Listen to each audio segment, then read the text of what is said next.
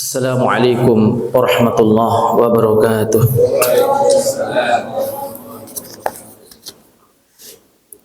Alhamdulillah hamdan katsiran tayyiban mubarakan fihi kama yuhibbu rabbuna wa yardah.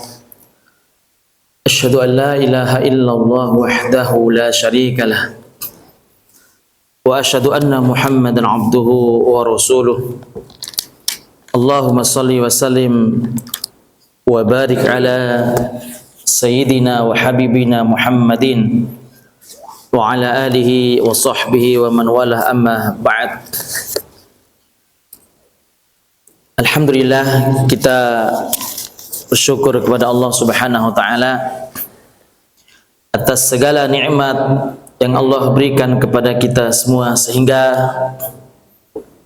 pada malam hari ini Allah tabaraka taala memberikan izin serta rahmat kasih sayangnya kepada kita semua, sehingga kita bisa duduk sejenak sambil menunggu waktu sholat Isya, dan duduknya sejenak kita di sini insya Allah bernilai pahala di sisi Allah Subhanahu wa taala.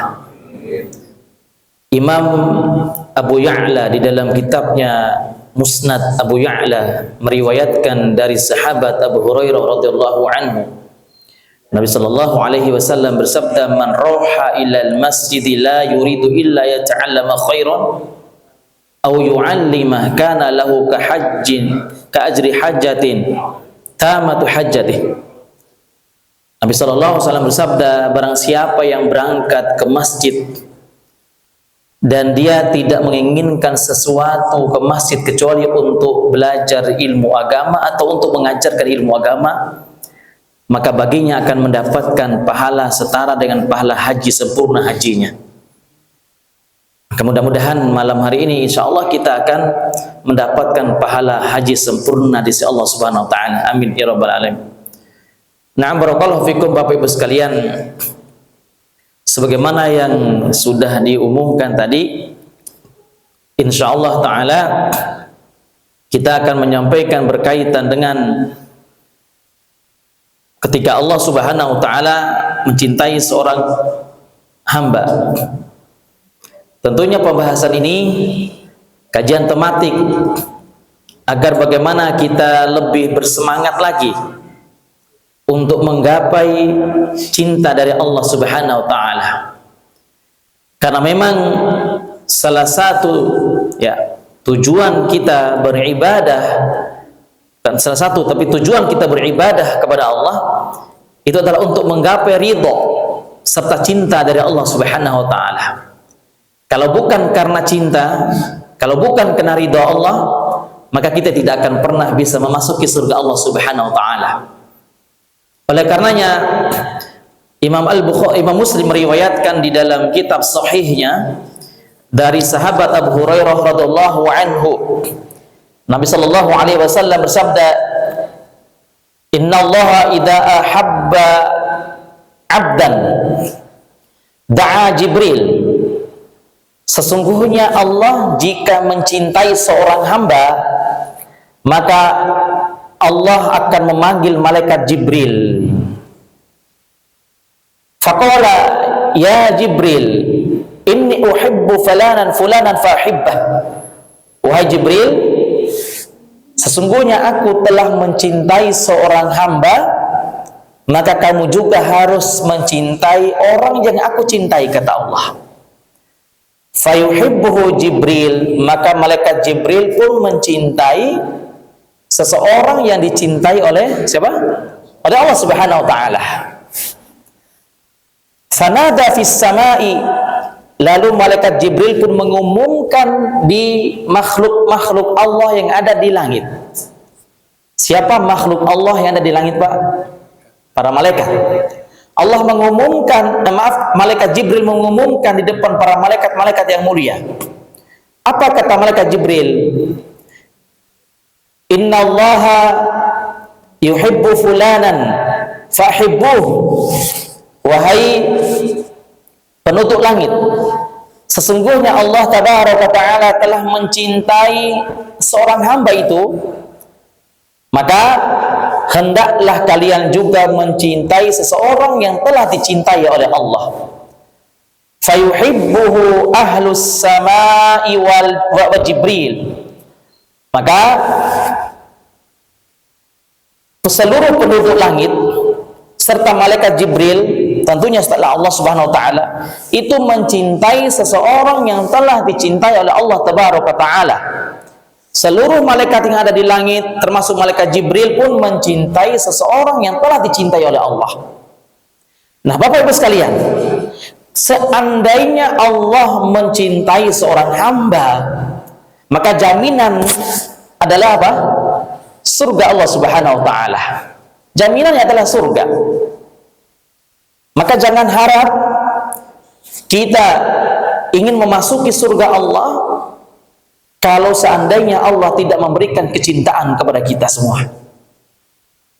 Dan jangan harap kita ingin dijauhkan dari api neraka sementara kita selalu mendapatkan kemurkaan dari Allah Tabaraka Ta'ala. Oleh karenanya tiap hari selalu kita berdoa kepada Allah, Allahumma inni as'aluka ridhoka wal jannah wa a'udzubika min sakhatika wan nar.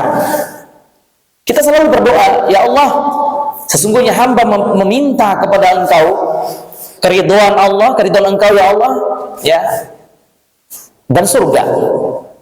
Dan sesungguhnya hamba berlindung kepada Engkau dari kemurkaan dan siksaan api neraka. Masya Allah, kenapa? Karena ini tujuan kita beribadah kepada Allah Subhanahu wa taala. Nah, Bapak Ibu sekalian, barakallahu fikum. Pertanyaannya adalah, seandainya Allah mencintai seorang hamba, pasti akan ada tanda-tandanya, Pak. Sebagaimana halnya contoh, ketika seorang suami mencintai istrinya, maka istrinya pun pasti akan mendapatkan tanda-tanda bahwa suaminya itu apa? Mencintai dia. Suka ngajak kemana-mana, ya kan? Memberikan hadiah. Hadiahnya apa? Kira-kira? Hadiahnya ya nasi padang 1 bungkus, ya kan? Ini terlalu pelit lah, masa cuma nasi padang? Ya diberikan emas, Masya Allah, ya kan? Tiba-tiba diberitahu oleh suaminya, Bu, insya Allah tahun depan 2024 kita bareng-bareng naik haji furodah. Masya Allah. Senang gak kira-kira istri kita? Pasti senang. Nah, ini bukti bahwa seorang suami itu benar-benar mencintai istrinya. Begitu juga sebaliknya, ataupun orang tua ketika dia mencintai anaknya, maka apapun yang diinginkan dan diminta oleh anaknya pasti akan diberikan oleh kedua orang tuanya. Dan ketika ketika seorang anak juga mencintai orang tuanya, akan ada tanda-tanda bahwa anak itu benar-benar mencintai orang tuanya. Mungkin ketika orang tuanya nyuruh ini itu, maka anak pasti akan nurut. Nah, begitu juga dengan Allah Tabaraka Ta'ala. Ketika Allah memberikan cinta kepada kita dan mencintai seorang hamba, maka hamba pun akan mengetahui tanda-tanda apa sih tanda-tanda Allah mencintai kita semua. Oh, jangan-jangan saya dicintai oleh Allah, jangan-jangan saya dibenci oleh Allah, nauzubillah min dzalik gitu. Maka ada beberapa tanda, Bapak Ibu sekalian dirahmati Allah Subhanahu wa taala. Mungkin pada malam hari ini kita akan menyampaikan satu dulu, insya Allah. Tanda yang pertama bahwa Allah mencintai seorang hamba itu adalah Allah pasti akan memberikan ujian ataupun musibah kepada hamba itu. Saya ulang lagi, bukti kasih dan sayangnya Allah, bukti cintanya Allah kepada seorang hamba adalah Allah pasti akan memberikan apa? Ujian ataupun musibah. Baik, kita akan bacakan satu hadis yang diriwayatkan oleh Imam At-Tirmidzi di dalam kitab Sunan At-Tirmidzi. Nabi sallallahu alaihi wasallam bersabda, kita bacakan hadisnya. Innallaha idza ahabba qauman ibtalahum faman radiya falahu ridha wa man sakhita falahu as-sakht. Nabi sallallahu alaihi wasallam bersabda, sesungguhnya Allah jika mencintai seorang hamba itu ibtalahum, maka pasti Allah akan menguji hamba itu. pasti akan memberikan apa? Ujian ataupun musibah. Pasti, Pak. Kemudian kata Nabi sallallahu alaihi wasallam, "Faman radiya falahur ridha." Barang siapa yang ridha terhadap apa tadi? Ujian ataupun musibah dari Allah, falahur ridha, maka bagi hamba itu akan mendapatkan keridhaan dari Allah. Luar biasa. Siapa yang ridha, siapa yang ikhlas terhadap musibah, maka Allah juga akan memberikan keridhaan kepada hamba itu. Kalau Allah sudah ridha, jaminannya apa? Surga, Pak. Tapi sebaliknya kata Nabi SAW, wa man sakhita falahu as-sakht. Sebaliknya barang siapa yang membenci atau murka atau tidak senang atau tidak ridha, tidak mau terima dengan ujian dari Allah terhadap musibah yang Allah berikan kepada hamba itu, falahu as-sakht, maka baginya akan mendapatkan kemurkaan dari Allah Tabaraka Ta'ala. Pilihannya ada sama kita. Kita ridha ataukah kita murka terhadap musibah tersebut. Dan Bapak Ibu sekalian, demi Allah, selama kita hidup di permukaan bumi ini, selama itu pula pasti Allah akan berikan musibah. Pasti. Allah berfirman di dalam surah Al-Anbiya ayat 35, Allah berfirman, "A'udzubillahi minasyaitonir rajim. Kullu nafsin dha'iqatul maut. Wa nabluukum bisyarri wal khairi fitnatan wa ilaina turja'un." Di dalam surah Al-Anbiya ayat 35 Allah berfirman, "Kullu nafsin dha'iqatul maut." Setiap yang bernyawa pasti akan mendapatkan apa? Merasakan kematian. Siapapun dia, Pak. "Wa nabluukum bisyarri wal khairi fitnah." Dan kami pasti akan memberikan musibah kepada kalian, memberikan ujian kepada kalian dengan dua. Kita yang ada di masjid ini, ya, Masjid Baitul apa ya? Muhajirin, pasti akan diberikan musibah, berbagai macam musibah. Dan musibah ataupun ujian yang Allah berikan kepada kita itu ada dua, Pak. Yang pertama adalah bisyarri wal khairi. Yang pertama adalah ujian berupa kejelekan. Yang kedua adalah ujian berupa kebaikan. Nah, apa saja ujian berupa kejelekan itu? Ujian berupa kejelekan itu adalah sesuatu yang tidak kita senangi, Bapak Ibu sekalian. Sesuatu yang tidak kita senangi itu adalah ujian dari Allah. Apa saja kira-kira? Allah berfirman di dalam surah Al-Baqarah ayat 155. وَلَنَبْلُوَنَّكُمْ بِشَيْءٍ مِّنَ الْخَوْفِ وَالْجُوعِ وَنَقْصٍ مِّنَ الْأَمْوَالِ وَالْأَنفُسِ وَالثَّمَرَاتِ وَبَشِّرِ الصَّابِرِينَ وَلَنَبْلُوَنَّكُمْ بِشَيْءٍ. Di sini Bapak Ibu sekalian, Allah menggunakan fi'il mudhari'. Fi'il mudhari'. Dari fi'il mudhari' ini ada dua tambahan huruf. Dua tambahan huruf. Huruf yang pertama adalah huruf lam. Lam yang terletak di depan fi'il mudhari', kata kerja yang sedang berlangsung. Tambahan huruf yang kedua adalah huruf tasydid yang terletak di huruf nun.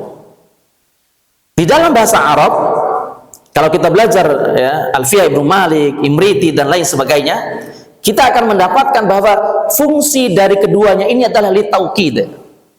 Untuk apa? Untuk penekanan. Untuk penekanan.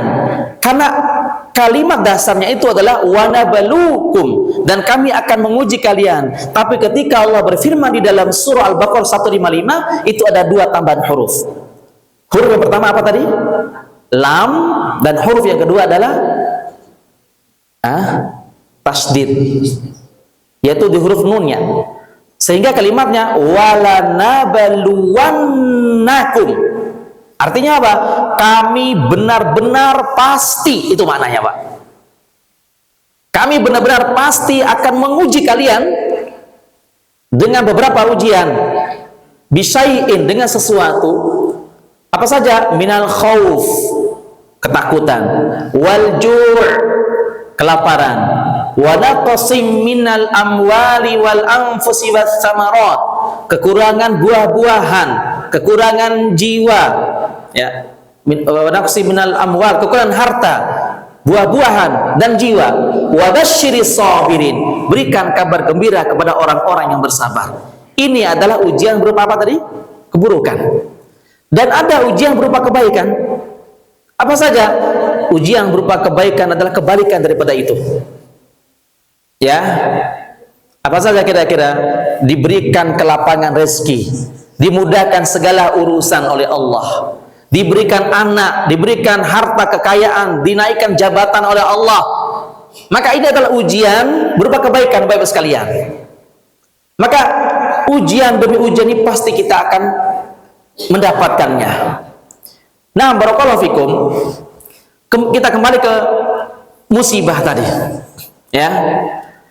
Musibah yang Allah berikan kepada kita ada dua macam. Kita kembali lagi. Musibah ada dua, Pak. Jadi harus kita pahami baik-baik. Pertama adalah ada musibah yang berbentuk ujian. Dan ada musibah yang berbentuk azab. Saya ulangi lagi, ini penting.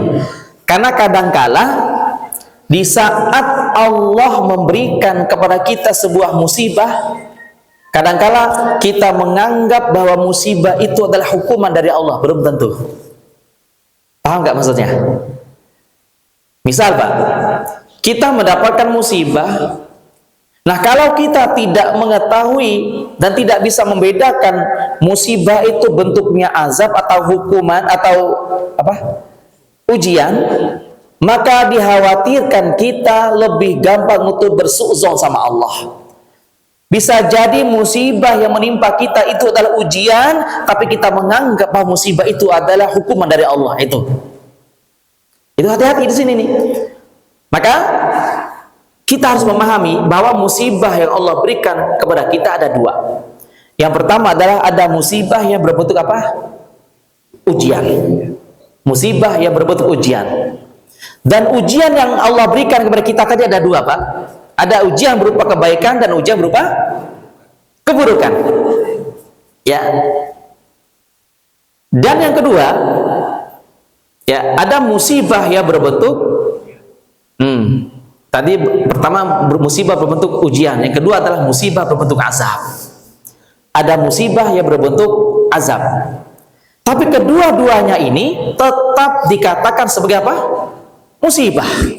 Saya ulang lagi. Baik itu ujian maupun azab Allah, maka keduanya tetap dinamakan sebagai musibah. Paham sampai sini? Ya, tetap dinamakan musibah. Pertanyaannya adalah apa perbedaan antara ujian dengan azab? Saya ulang lagi, apa perbedaannya? Baik, ini yang harus kita pahami baik-baik. Contoh Bapak sekalian, seandainya di daerah kita, di negeri kita, di kampung kita, tiba-tiba ada musibah berupa longsorkah, banjirkah, ya, maka kita bisa membedakan apakah musibah itu benar-benar azab dari Allah ataukah sebagai apa? Ujian. Ya, ini harus kita pahami baik-baik. Apa perbedaannya? Pertama, lihat waktu kapan datangnya musibah itu. Saya ulang lagi. Yang pertama, lihat waktu datangnya apa? Musibah. Jika musibah itu datang di salah satu dari dua waktu, ya, saya ulang lagi, jika musibah itu datang di salah satu dari dua waktu, maka musibah itu adalah azab dari Allah. Apa dua waktu di sini? Yaitu waktu duha pagi dan waktu malam. Ya, waktu duha atau pagi dan waktu malam. Mana dalilnya? Quran surah Al-A'raf di ayat 97 dan 98. A'udzu billahi minasy syaithanir rajim. Afa amina ahlul qura أن يأتيهم بأسنا بياتا وهم نائمون أَوَأَمِنَ أَهْلُ الْقُرَىٰ أَن يَأْتِيَهُم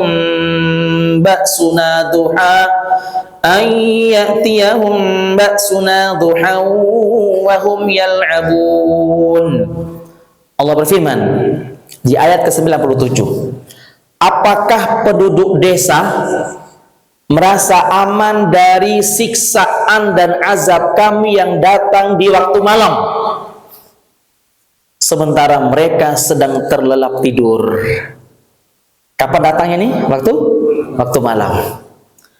Ayat 98, awa amina ahlul qura ayyatiyahum ba'suna duha wa hum yal'abun. Dan apakah penduduk desa itu merasa aman dari siksaan kami yang datang di waktu duha, waktu pagi, sementara mereka sedang sibuk dengan urusan dunia mereka? Kita lihat gempa tsunami dulu di Aceh tahun 2004 kalau nggak salah, 2002 atau 2004? 2004. Itu datang waktu kapan, Pak? Kira-kira jam 7:30 ya? Jam 7 jam 8 kira-kira. Kira-kira 1 tahun setelah gempa, saya diundang untuk mengisi kajian di Aceh saat itu. Saya langsung datang ke, bukan 1 tahun, beberapa tahun lah setelah gempa, saya diundang ke Banda Aceh untuk mengisi kajian di sana. Saya langsung diantarin ke pemakaman massal korban gempa tsunami itu. Saya masih ingat itu, ada tulisan di depan itu lebih kurang 68.000 jiwa. 68.000 jiwa. Jadi dikuburkan di satu lapangan. Dibikin satu lapangan, ya. Qadarullah, yang jemput saya di bandara itu bapak yang bawa apa itu, mobil apa namanya gini, Pak? Bahasa Indonesianya apa? Kalau bahasa daerah saya, bahasa Bimanya mobil kato namanya. Jadi itu kayak gini lah gitu. Dia ceritakan langsung ke saya, beliau saksi matanya itu, Masya Allah. Nah, itu musibah yang terjadi di Aceh saat itu waktu pagi, waktu duha. Menurut Allah, kita kembali ke surah Al-A'raf ayat 97 tadi. Ini musibahnya berbentuk apa kira-kira? Azab Allah Subhanahu wa ta'ala. Begitu juga musibah yang terjadi di daerah kami, Nusa Tenggara Barat, Lombok. Saya salah satunya saksi mata situ, saya lagi nyetir sama keluarga. Itu jam 19:35. Jam 7:30 malam. Orang-orang sedang sholat isya berjamaah. Karena kami alhamdulillah sudah qashar sama maghrib sama isya kan. Nah, saat itu Bapak sekalian, tiba-tiba mobil yang kami tumpangin tiba-tiba goncang dengan goncang yang sangat besar, sangat dahsyat sekali. Kata istri saya, "Kak, kok main-main bawa mobil?" Dikirain saya main-main. Dan saya juga kira bahwa mobil bannya itu pecah. Tapi nggak mungkin pecah. Kenapa? Karena di depan kita ada beberapa motor jatuh terpelanting. Kiri kanan kami bangunan dalam hitungan detik rata dengan tanah, termasuk rumah orang tua kami. Rata dengan tanah. Itu tahun 2018. Itu terjadi malam hari, Pak Ibu sekalian. Banyak meninggal dunia itu.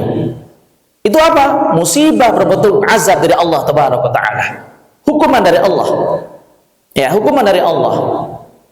Oleh karenanya Bapak Ibu sekalian yang dirahmati Allah, bahwa ketika kita melihat musibah yang datang di salah satu dari dua waktu itu, maka ketahuilah bahwa itu adalah azab dari Allah Subhanahu wa Ta'ala. Kemudian yang kedua, jika musibah datang setelah seorang hamba bermaksiat, maka itu adalah azab Allah. Saya ulang lagi. Jika musibah itu datang setelah seorang hamba bermaksiat, maka itu adalah apa? Azab dari Allah. Namun sebaliknya, jika musibah itu datang setelah seorang hamba itu beribadah kepada Allah, maka itu adalah ujian dari Allah. Itu harus dipahami baik-baik. Contoh, kita habis ta'lim, ya habis ta'lim seperti itu, ataupun habis selesai sholat isya berjamaah, pas di jalan raya Allah mentakdirkan, kita nggak tahu takdir Allah Pak Ibu, Allah mentakdirkan ya qadarullah kita kecelakaan. Ketahuilah, kecelakaan, musibah yang menimpa kita itu adalah ujian dari Allah Subhanahu wa taala, bukan hukuman. Kenapa? Karena kita baru selesai melakukan kebaikan-kebaikan, ketaatan kepada Allah Subhanahu wa taala. Sebaliknya, ketika kita sedang duduk berkumpul di satu majlis, majlisnya apa kira-kira? Majlis ghibah, omongin orang. Ya, satu majlis tapi isinya apa? Omongin orang. Omongin orang. Lagi duduk terus meninggal dunia. Atau habis ngomongin orang, pas pulang kecelakaan. Kira-kira musibah itu apa itu? Azab Allah, hukuman dari Allah Subhanahu wa taala atas dosa yang pernah kita lakukan itu. Nah, barakallahu fikum. Nah, inilah cara untuk melihat dan membedakan apakah musibah itu hukuman dari Allah ataukah benar-benar murni ujian dari Allah Subhanahu wa taala. Pertanyaan adalah apa musibah, apa dosa yang menyebabkan seorang itu dihukum oleh Allah di dunia langsung?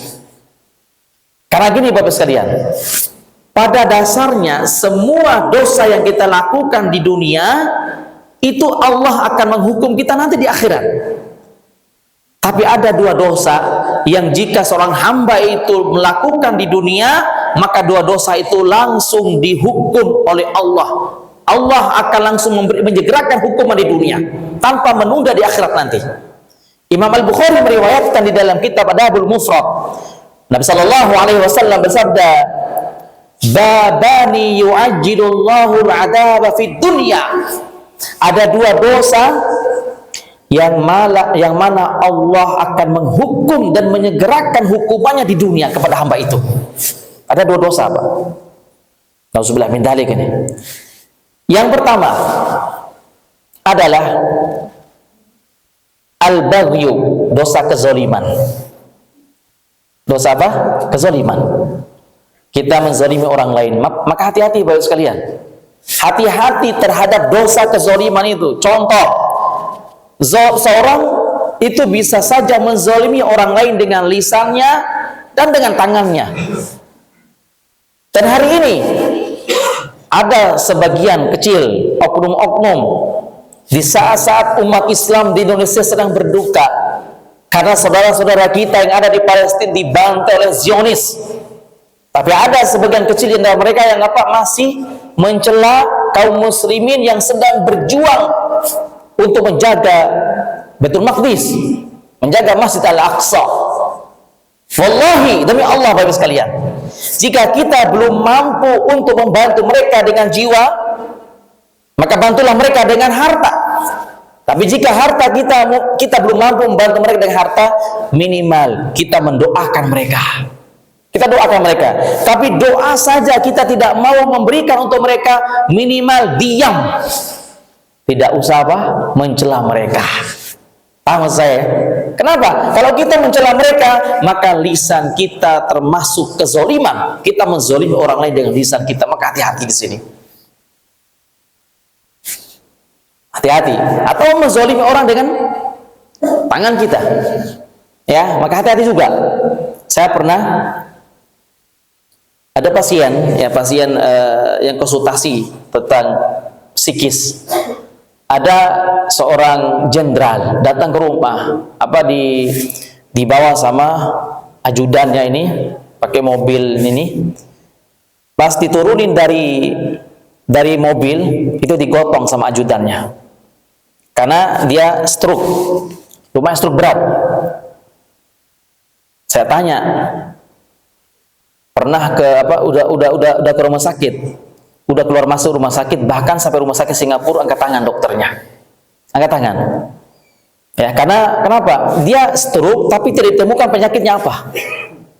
Itu dicek tidak ditemukan penyakitnya, tapi dia stroke. Gitu. Karena tiba-tiba saja gitu.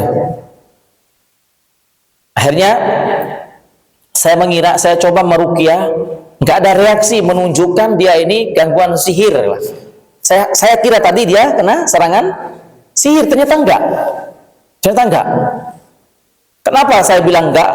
Karena sekuat apapun jin setan itu tidak mungkin ya bisa bertahan jika dibacakan ayat suci Al-Qur'an, Pak. Tidak mungkin. Akhirnya saya menyimpulkan, maaf, saya bilang ke istrinya, bisa jadi bapak suami ibu ini ada sebuah dosa yang beliau lakukan. Dosa apa, Ustaz? Saya sebutkan dalilnya tadi. Ya, yang pertama dosa apa? Zalim. Yang kedua adalah uququl walidain, durhaka kepada kedua orang tua. Durhaka kepada kedua orang tua. Saya sebutkan dua dosa ini. Ternyata yang beliau lakukan adalah dosa yang pertama. Zalim. Ya, akhirnya beliau cerita, syukurnya beliau ini masih bisa ngomong walaupun nggak jelas. Beliau cerita semua ke saya. Iya Ustadz, dulu hobi saya itu memukul, kalau enggak menendang pasukan saya. Ya, tentara-tentara itu. Ya, karena memang hobi dia. Salah sedikit tendang, salah sedikit pukul, kayak gitu. Sedikit saja ada kesalahan langsung ditendang tanpa mikir panjang. Oh iya, bisa jadi itulah yang perbuatan zalim yang Bapak lakukan. Hari ini saya nggak bisa ngapa-ngapain dan saya nggak bisa menyembuhkan, karena saya hanya bisa mengobati tapi nggak bisa menyembuhkan, karena kesembuhan mutlak hanya dari Allah Tabaraka Ta'ala. Saya ajarkan tauhid kepada beliau.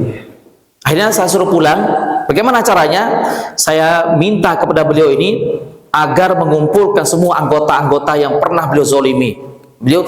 Saya suruh tanya siapa yang pernah beliau zolimi, baik dengan tangannya maupun dengan kakinya tadi yang beliau tendang. Alhamdulillah, dengan izin Allah beliau berhasil mengumpulkan pasukan tentara-tentaranya itu. Kemudian beliau mendapatkan maaf dari mereka semua. Kemudian saya suruh kembali lagi ke rumah, barulah kita prosesi ruqyah, metode tazkiyatun nafas, penyucian jiwa. Dan alhamdulillah dengan izin Allah beliau sembuh total dari penyakit stroke tadi.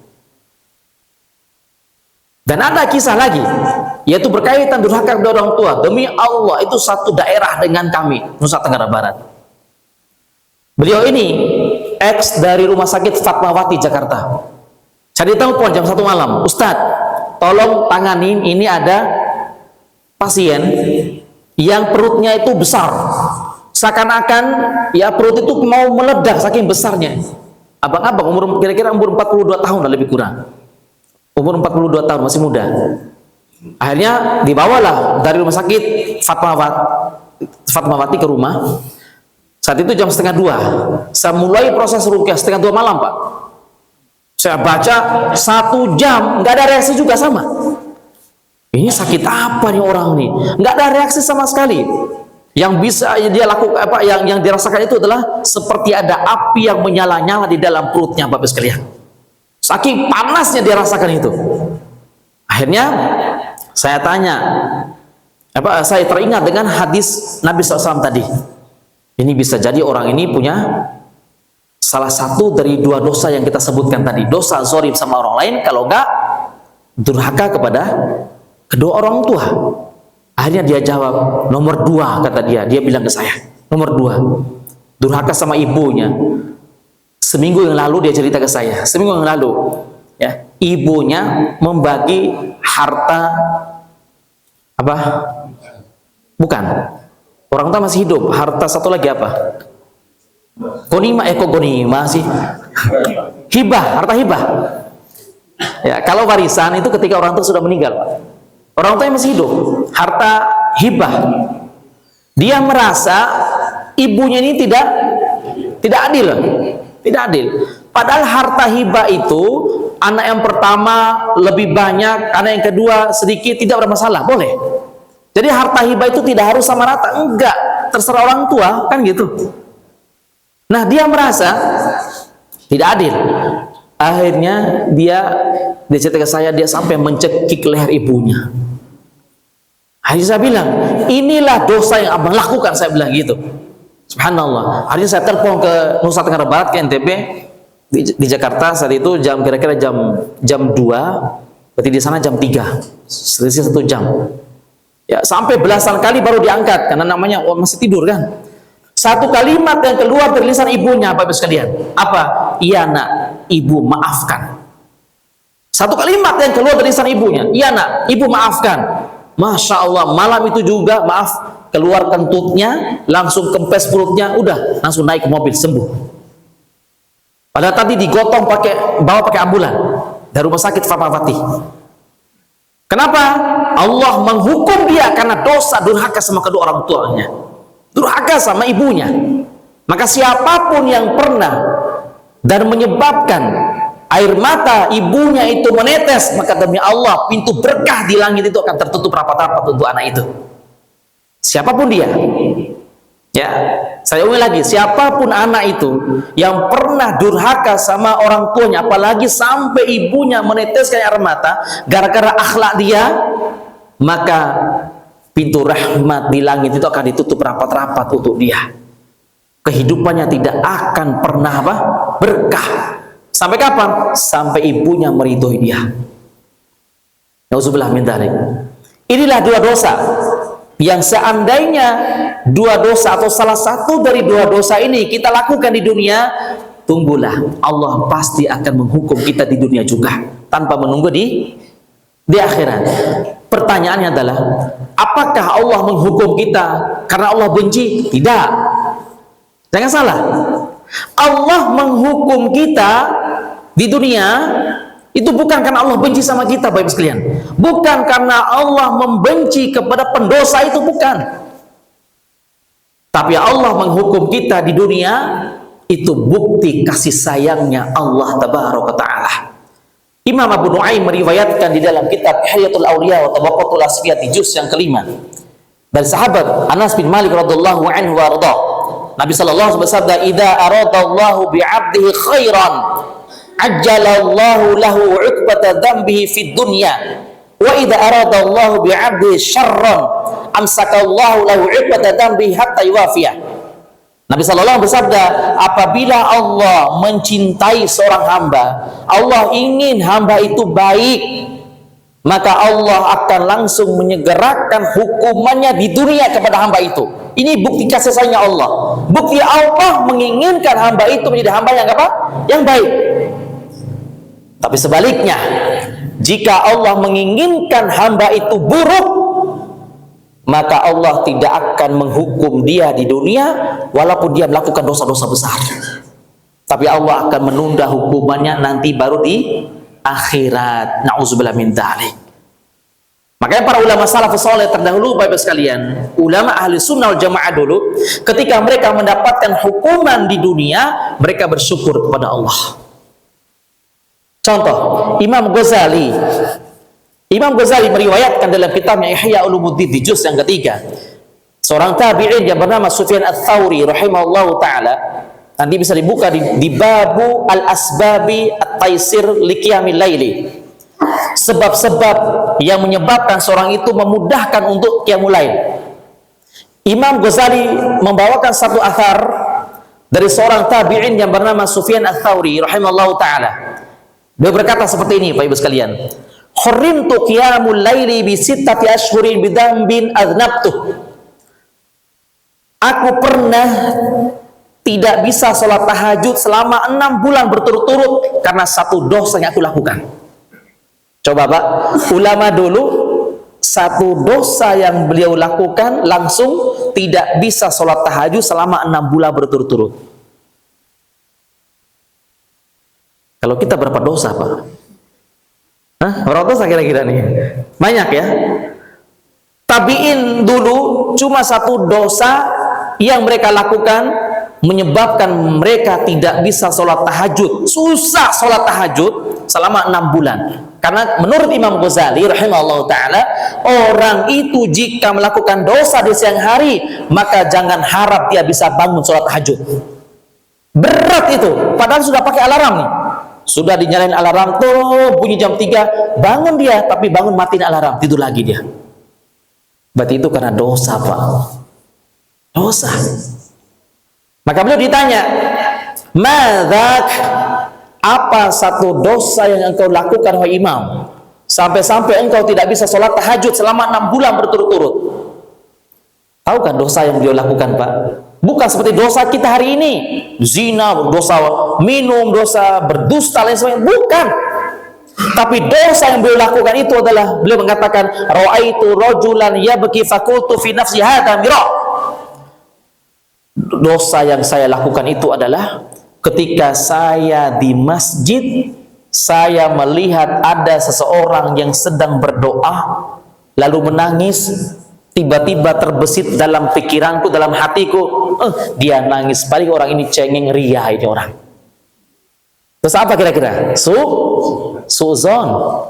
Cuman dosa buruk sangka, lalu Allah menghukumnya selama 6 bulan tidak bisa sholat tahajud, Bapak Ibu sekalian. Allahu Akbar. Pantas Pak Ibu, kita berat sholat tahajud, mungkin dosanya lebih besar daripada tadi. Ya. Tapi bagaimana sikap beliau ketika tidak bisa sholat tahajud? Beliau bersyukur kepada Allah. Bukan bersyukur karena nggak sholatnya, tapi bersyukur karena Allah memberikan apa? Hukuman. Ya, bersyukur karena Allah memberikan hukuman. Maka bagaimana kata Syekh Utsaimin rahimahullah taala? Beliau mengatakan, arba'u halatin nasi 'indal masaib, di dalam kitab Syarah Riyadhus Shalihin di juz yang pertama di bab as-sabri, babul as-sabri. Beliau mengatakan ada 4 keadaan, ada 4 sikap manusia ketika menghadapi musibah. Ini kira-kira kita berada di sikap yang mana nih? Ada 4 sikap, Pak. Sudah azan Isya belum? Oh, belum. Sampai jam berapa kajiannya?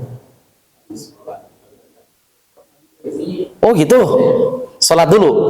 Oh, Masya Allah. Ya udah sampai jam 10 malam. Enggak bercanda, Pak. Alhamdulillah. Kata Syekh Utsaimin rahimahullah taala, ada 4 keadaan manusia ketika menghadapi musibah. Ada 4. Yang pertama adalah at-tasakhut. Apa itu at-tasakhut? Murka atau mengeluh. Sikap manusia yang pertama ketika, atau keadaan manusia yang pertama ketika menghadapi musibah adalah yang pertama mengeluh. Ada seorang ketika diberikan musibah dia suka mengeluh. Pernah nggak kira-kira kita? Musibah apa kira-kira? Sakit. Pernah nggak kita sakit? Semua kita pasti pernah sakit nih. Apalagi pas pandemi. Mungkin kena semua ini. Ya, sampai pilek, batuk, lain sebagainya. Itu pasti. Tapi sakitnya kita tidak seperti sakitnya Nabi Ayub alaihissalam. Apakah Nabi Ayub pernah mengeluh? Tidak. Kalau kita kan ketika sakit kepala langsung datang ke dokter. Sakit ini langsung minta bantuan sama dokter. Ya langsung berdoa terus, ya Allah sembuhkanlah hamba ya Allah. Tapi Nabi Ayub sakitnya berapa tahun? 18 tahun Nabi Ayub sakit. Nabi Ayub alaihissalam, beliau diuji oleh Allah dengan sakit selama 18 tahun. Menurut ilmu medis, tidak ada manusia di dunia ini yang sakitnya lebih parah daripada sakit Nabi Ayub. Karena bau busuknya itu kecium dari jarak ratusan meter, Pak. Termasuk istrinya sendiri kabur dari rumah. Alhamdulillah, kita sakit, istri kita masih setia menemani kita, Pak. Nabi Ayub, istrinya kabur. Masya Allah. Tapi bagaimana sikap Nabi Ayub? Apakah Nabi Ayub, ya Allah, sembuhkanlah hamba ya Allah? Ternyata tidak. Nabi Ayub berkata, Anni massaniyadh-dhurru wa anta arhamur rahimin. Ya Allah ya Rabb, sesungguhnya hamba saat ini sedang sakit ya Allah, wa anta arhamur rahimin, engkau maha penyayang ya Allah. Coba. Cuman itu doang. Ya Allah, hamba sedang sakit, engkau maha penyayang. Ada nggak kalimat ini mengandung doa kira-kira? Tidak ada mengandung doa, hanya memuji Allah. Tapi itulah Nabi Ayub, Masya Allah. Kalau kita sudah merengek-rengek itu, kapan sembuhnya? Itulah manusia. Karena memang manusia itu suka mengeluh.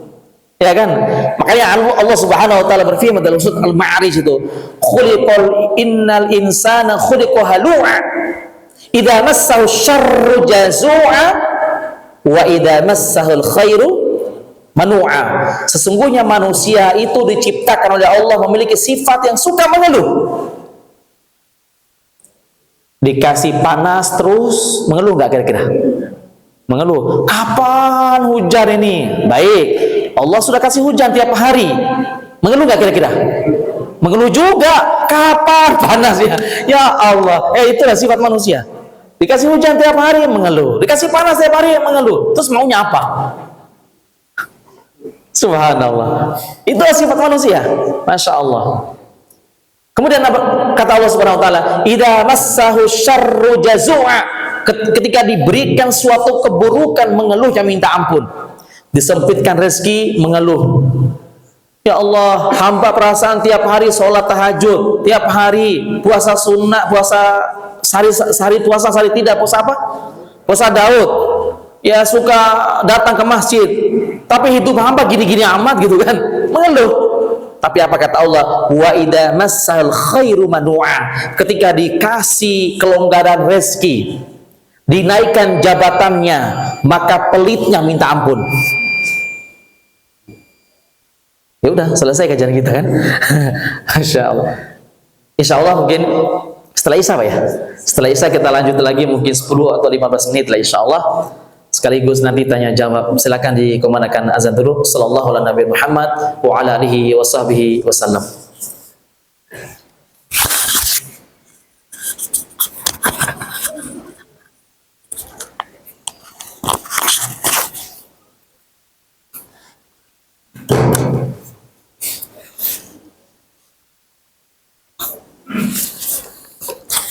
Kita mulai? Iya. Langsung. Alhamdulillah, salatu wassalamu ala rasulillah, amma ba'd. Kita lanjut sejenak. Poin yang berapa tadi? Baru pertama ya? Iya. Kata saya Muhammad bin Shalih Al-Utsaimin rahimahullah ta'ala,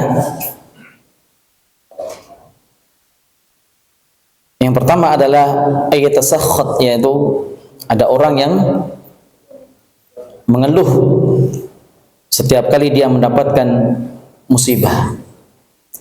Maka yang kedua kata beliau adalah ayyasbir. Ada keadaan atau sikap manusia yang kedua adalah bersabar. Kalau yang pertama tadi adalah mengeluh, maka yang kedua adalah bersabar. Bersabar dengan mengeluh, Bapak Ibu sekalian, perbedaannya tipis sekali. Kalau mengeluh adalah hatinya tidak ridho dan lisannya selalu apa? Mengeluh gitu. Melampiaskan dari hatinya itu. Sementara bersabar, hatinya bisa saja tidak rela terhadap musibah itu, namun dia bisa menahan lisannya. Jadi beda-beda tipis. Nah ini yang harus ditanamkan oleh seorang muslim, minimal bersabar. Adapun mengeluh jangan sampai. Nah, yang ketiga adalah ayyardo, itu ridho. Ini tingkatan yang lebih tinggi nih. Itu ridho. Setiap musibah ridho. Setiap musibah dia ikhlas. Tidak pernah mengeluh.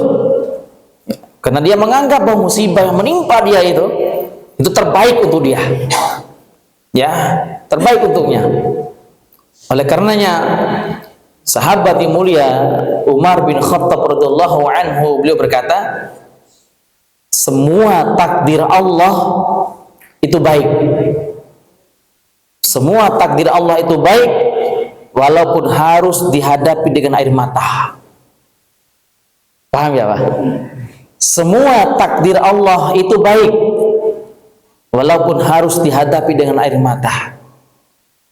Berarti semua musibah demi musibah, kejelekan demi kejelekan yang menimpa kita itu semuanya baik.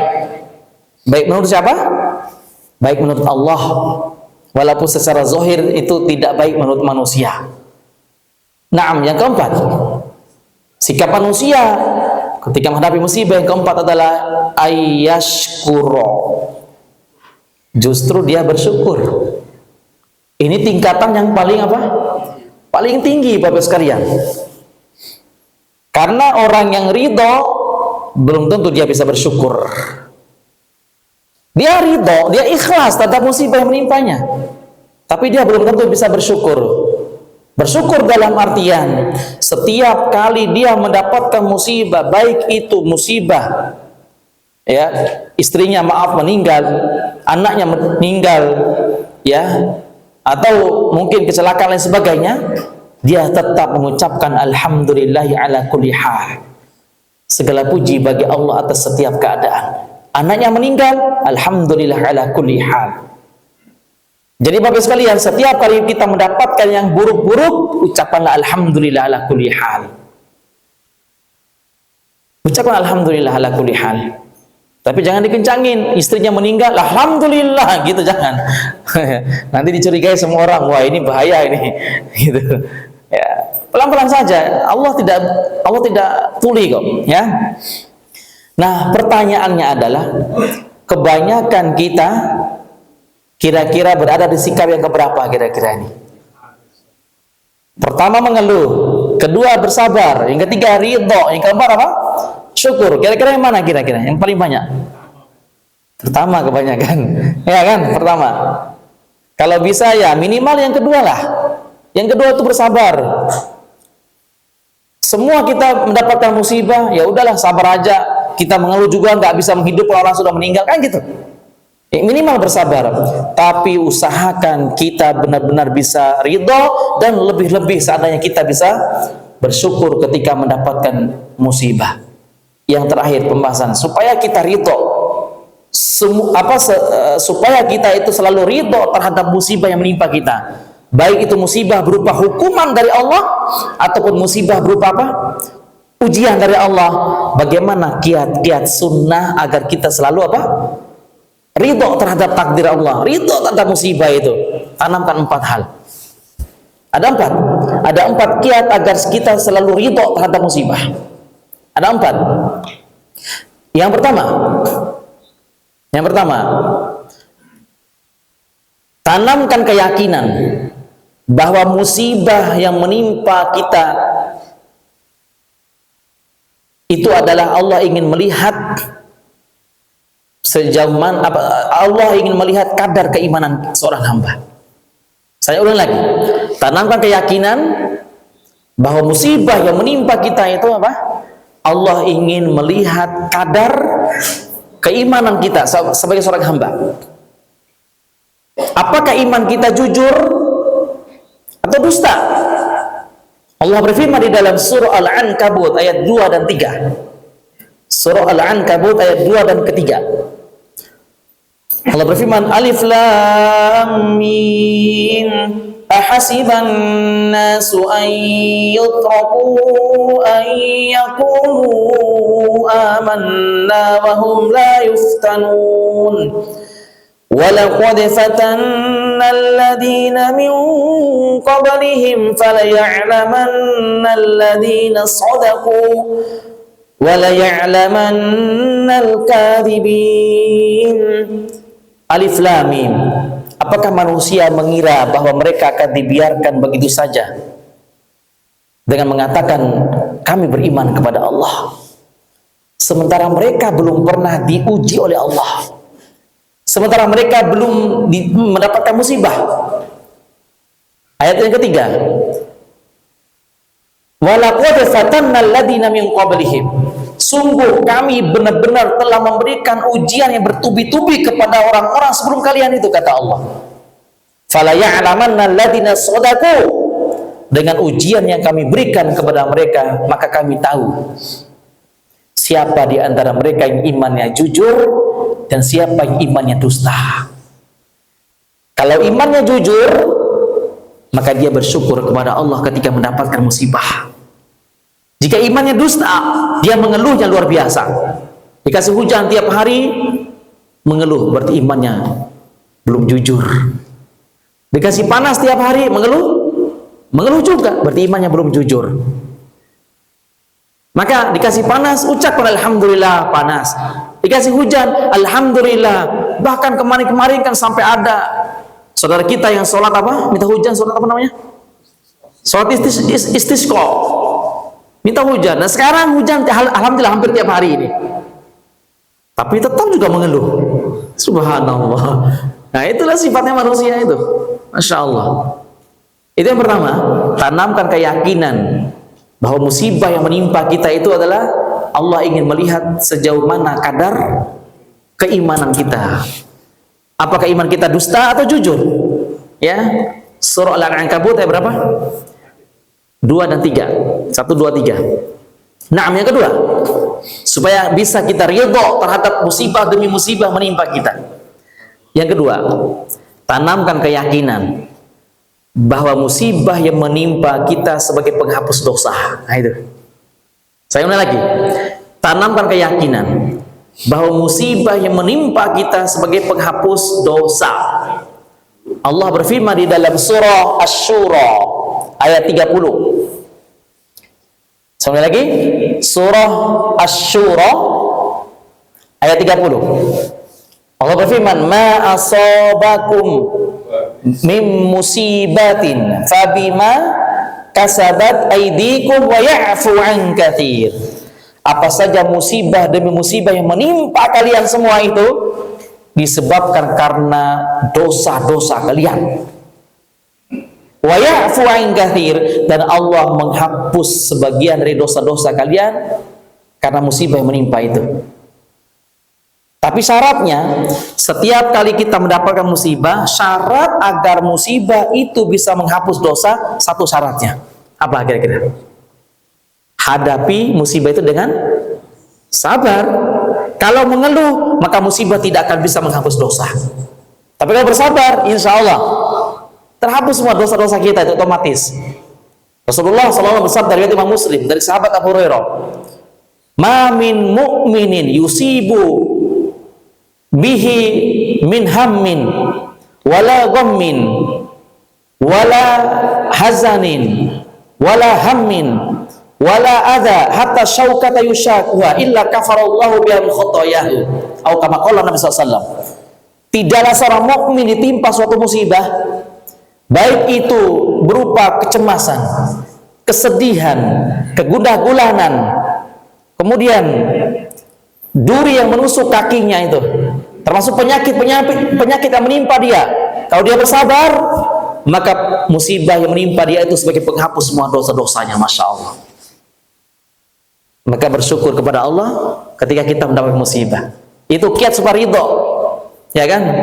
Kita ditipu oleh orang, ucapkan apa? Alhamdulillah ya Allah memberi tipu. Alhamdulillah. Kenapa?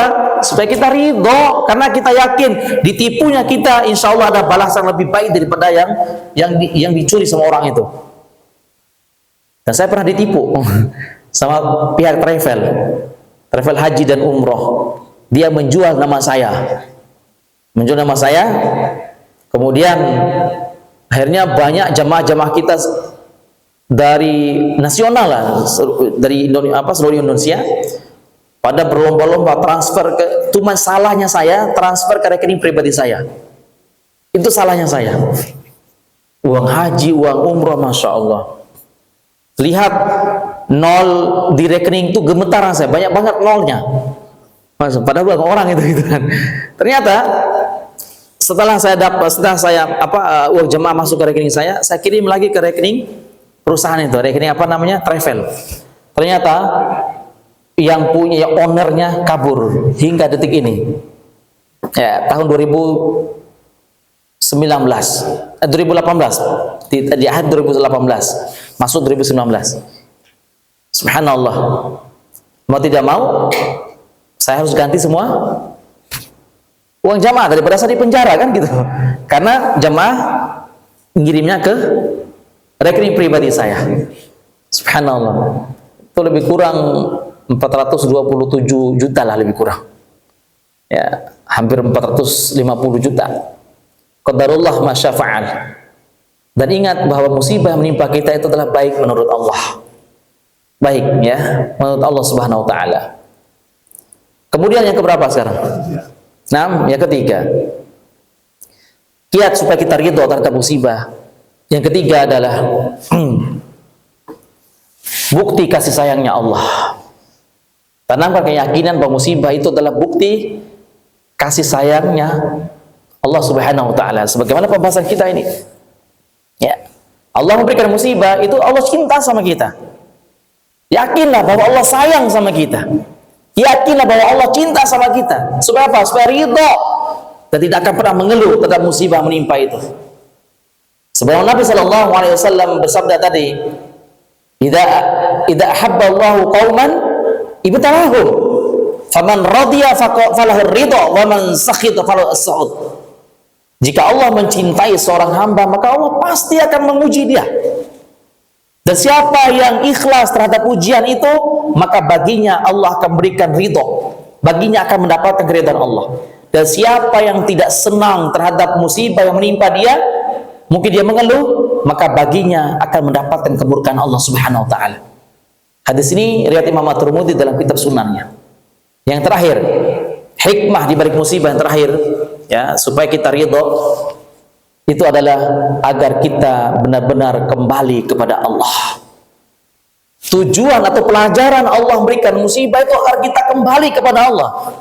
Dalam surah As-Sajdah ayat 21.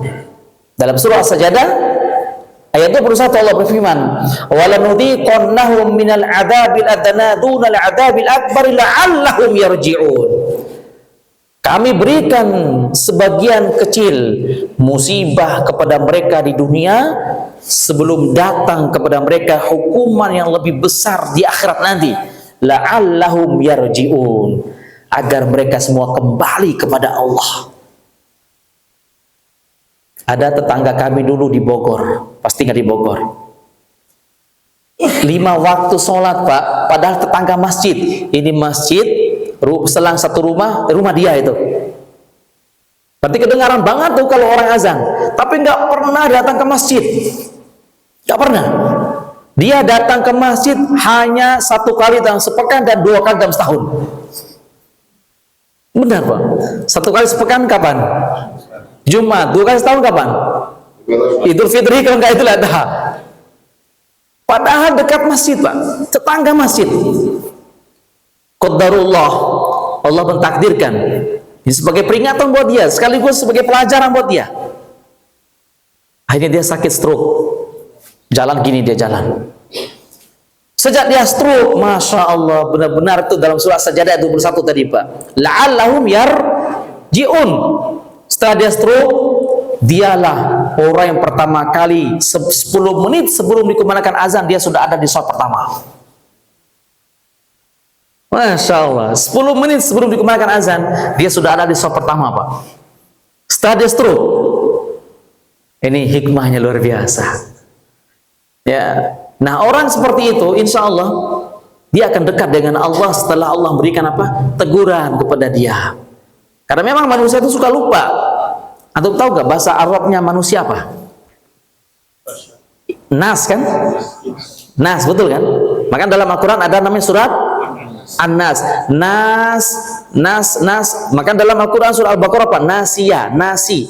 Berarti manusia makan nasi pasti lupa. Nasia artinya lupa. Nasi. Berarti orang yang makan nasi pasti lupa, Pak. Gitu. Ya, nasia. Jadi manusia itu suka lupa, maka harus diingatkan supaya mereka apa? Kembali kepada Allah Subhanahu wa taala. Inilah 4, kalau kita tanamkan 4 hal ini, insya Allah kita akan selalu ridho terhadap apa? Musibah, bahwa musibah yang menimpa kita itu adalah bukti Allah mencintai kita semua. Mudah-mudahan dengan itu Allah mengampuni dosa kita dan Allah masukkan kita ke dalam surga tertinggi, insya Allah. Ada pertanyaan, silakan. Ya, silakan. Waalaikumsalam warahmatullahi wabarakatuh. Tadi kan Ustaz bilang sabar ya Ustaz. Tapi kan ada hadis Rasulullah As-sabru inda otomatis pulang. Sabar itu di awal musibah. Mohon penjelasannya. Assalamualaikum warahmatullahi wabarakatuh. Sabar itu di awal apa? musibah. Baik. Al-Imam Ibnu Qayyim di dalam kitab yang Iddatus Sabirin wa Dakhiratus Syakirin, itu ada berapa ratus lembar, itu tebal kitabnya. Ya, seginilah tebal kitabnya. Judul kitabnya adalah Iddatus Sabirin wa Dakhiratus Syakirin, artinya adalah persiapan buat orang-orang bersabar, wa Dakhiratus Syakirin, dan simpanan buat orang-orang bersyukur. Itu khusus masalah sabar, kalau enggak syukur. Itu doang. Kunci kesuksesan seorang hamba hanya itu. Dikasih musibah, sabar. Kasih nikmat, syukur. Udah selesai. Ya kan? Dibahas tuntas oleh Ibnu Qayyim al-Jauziyah rahimahullah ta'ala. Makna daripada dalil itu riwayat Imam Ahmad dalam kitab Musnad, bahwa sabar itu diawali kebalik. Sabar itu diawali dengan musibah. Sebenarnya makna dalil itu adalah bahwa yang paling rendah, kata Ibnu Qayyim ini, yang paling rendah seseorang itu ketika mendapatkan musibah itu hadapi dengan sabar. Itu sebenarnya maknanya itu. Ya. Cuman kalau secara zahir, kalau kita baca ini duluan sabar baru musibah, kan gitu. Kalau kita baca secara zahir. Tapi makna yang tertera dalam hadis itu adalah, kata Ibnu Qayyim, bahwa minimal yang paling rendah untuk menghadapi musibah itu ya sabar. Minimal yang paling rendah. Tapi tingkatan yang paling tinggi itu adalah tingkatan yang keempat tadi. Selalu bersyukur kepada Allah Tabaraka wa Ta'ala. Hadis itu dikuatkan oleh riwayat Imam Suyuti dalam kitab Al-Jami' As-Shaghir dari Ibnu Aisyah radhiyallahu anha. Ibnu Aisyah berkata, "Kana Nabi sallallahu alaihi wasallam idza atahu al-amr ma yu'jibuhu ma yuhibbu wa yaqul alhamdulillahilladzi bi ni'matihi tatimmus shalihat. Wa idza atahu al-amr ma yakrahu fa yaqul alhamdulillahi ala kulli halin." Nabi sallallahu alaihi wasallam setiap kali mendapatkan sesuatu yang disenangi oleh beliau, dikasih ini yang disenangi oleh beliau selalu mengucapkan kalimat alhamdulillahilladzi bi ni'matihi tatimmus shalihat. Sudah hafal belum, Pak? Ikut saya ya. Kita hafalin dulu. Nanti setoran satu-satu nanti. Ya. Ikut saya. Alhamdulillahilladzi, silakan, Pak. Alhamdulillahilladzi bi ni'matihi tatimmus shalihat. Ulangi lagi, Pak, sampai 3 kali. Alhamdulillahilladzi bi ni'matihi, silakan. Alhamdulillahilladzi bi ni'matihi tatimmus shalihat. Kita sama-sama nih, mudah-mudahan udah hafal. 1, 2, 3. Alhamdulillahilladzi bi ni'matihi tatimmus shalihat. Gak cukup hanya sekedar alhamdulillah, gak cukup, Pak. Tapi harus panjang tuh. Dapat hadiah umroh, alhamdulillahilladzi bi ni'mati tatimmus shalihat. Dapat hadiah haji, baca itu juga, alhamdulillahilladzi bi ni'matihi tatimmus shalihat. Segala puji bagi Allah yang dengan nikmatnya sempurnalah kebaikan-kebaikan. Kemudian kata Ibu Aisyah, wa idza atahul amr ma yakrahu fayaqul. Namun ketika Nabi diberikan sesuatu yang buruk, sesuatu yang tidak beliau senangi, beliau mengucapkan kalimat alhamdulillahi ala kulli hal. Pendek. Alhamdulillahi ala kulli hal. Tulisannya halin. Hafal ya? Alhamdulillahi ala kulli hal. Ini ketika mendapatkan yang buruk-buruk, Pak. Berarti nggak ada celah untuk mengeluh di situ tuh. Masya Allah. Coba kita ulang. Ketika kita mendapatkan musibah, apa kalimatnya? Alhamdulillahilladzi bi ni'matihi tatimmus shalihat. Ketika mendapatkan nikmat. Maaf, ketika mendapatkan nikmat ya. Ya, ketika mendapatkan nikmat yang baik-baik, bacanya adalah alhamdulillahilladzi bi ni'matihi tatimmus shalihat. Namun ketika mendapatkan musibah, alhamdulillahi ala kulli hal. Ya. Masya Allah. Jadi itu maknanya adalah mengawali sabar itu dengan musibah. Maksudnya adalah hadapi musibah itu minimal yang paling rendah. Minimal yang paling rendah. Yaitu apa? Sabar. dan hadapi musibah itu dengan dua hal, dua amalan. Hadapi musibah itu dengan dua amalan.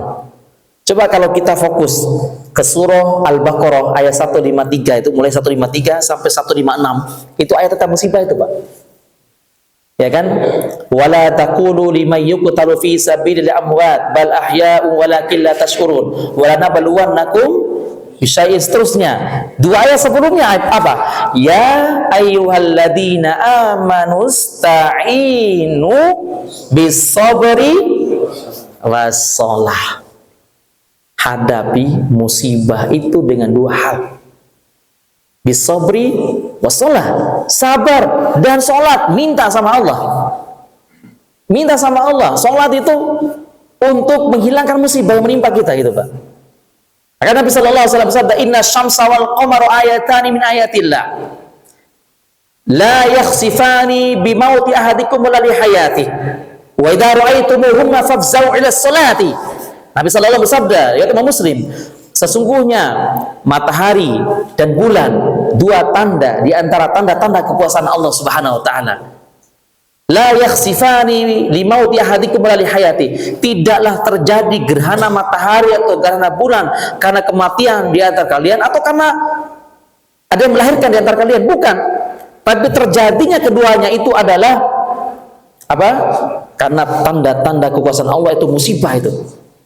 Menurut Nabi, bahwa terjadi gerhana matahari dan gerhana bulan itu adalah musibah. Nabi sampai bergetar, sampai berkeringat.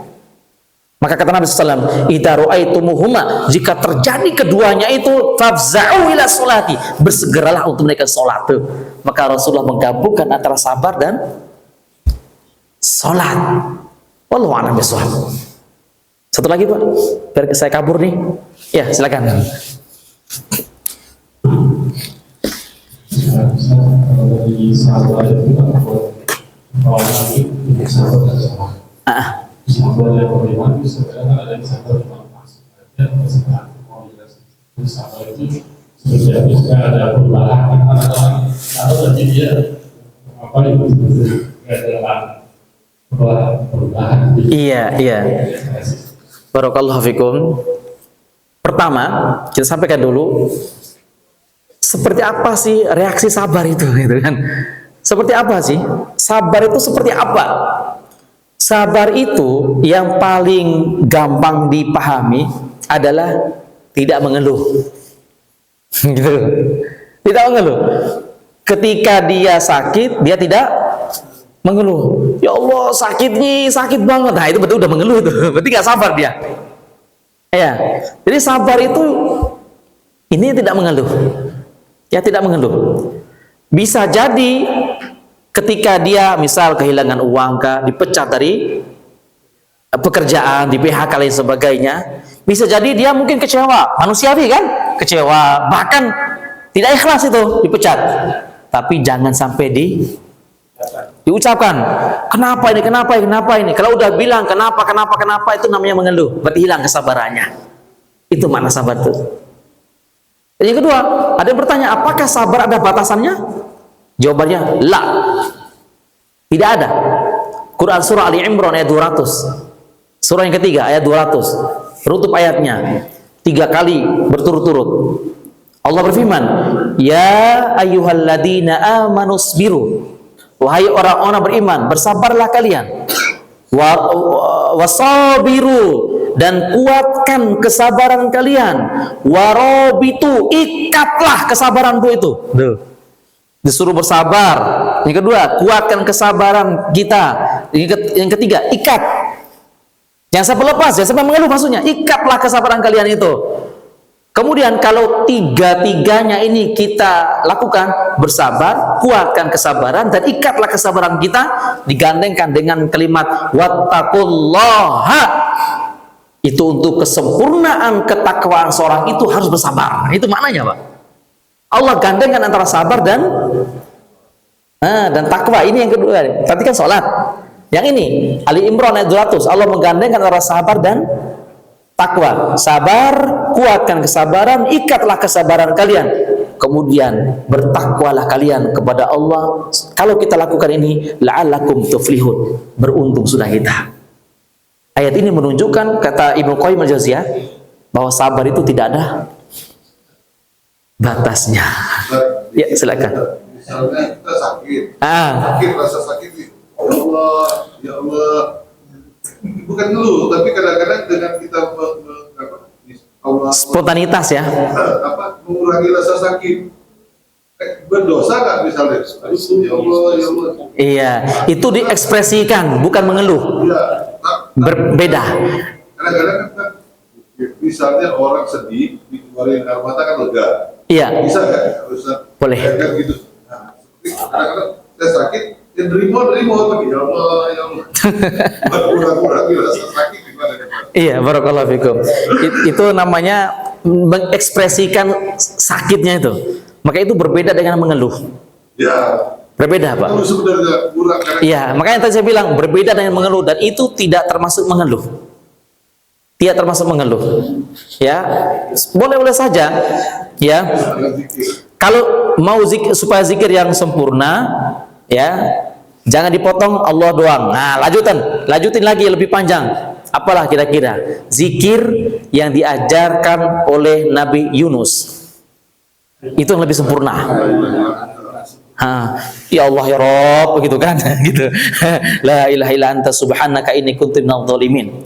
Di dalam kitab Ad-Da'wa Dawa, Ibnu Qayyim menyebutkan, itu ada riwayat Imam Tirmidzi itu, Pak, bahwa man qala fi yaumihi arba'ina marrah la ilaha illa anta subhanaka inni kuntu minadh dhalimin. Barang siapa yang mengucapkan kalimat Nabi Yunus itu dalam sehari sebanyak 40 kali. 40 kali, Pak, sehari. Maka Allah akan menghilangkan kesulitan yang dihadapi saat itu. 40 kali. Kalimatnya apa? La ilaha illa anta subhanaka inni kuntu minadh dhalimin. Kata Ibnu Qayyim, inilah kalimat yang paling dibenci oleh iblis lanatullah alaih. Kalimat yang dibenci itu kalimat ini setelah ayat kursi. Jadi itu, Pak, ya. Wallahu a'lam bishawab. Dan itu tidak termasuk mengeluh, ya. Wallahu a'lam bishawab. Karena mata saya tinggal setengah watt. Ya, saya jujur tinggal setengah watt nih. Masya Allah. Insya Allah lain waktu kita akan bertemu kembali. Insya Allah pembahasan tadi belum selesai, belum kelar, masih banyak. Ini ada 3 kitab lagi yang saya belum bawa. Baru 3 kitab saya bawa ini. Kita tutup dengan doa kafaratul majlis. Subhanakallahumma bihamdik asyhadu an la ilaha illa anta astaghfiruka wa atubu ilaik. Assalamualaikum warahmatullahi wabarakatuh.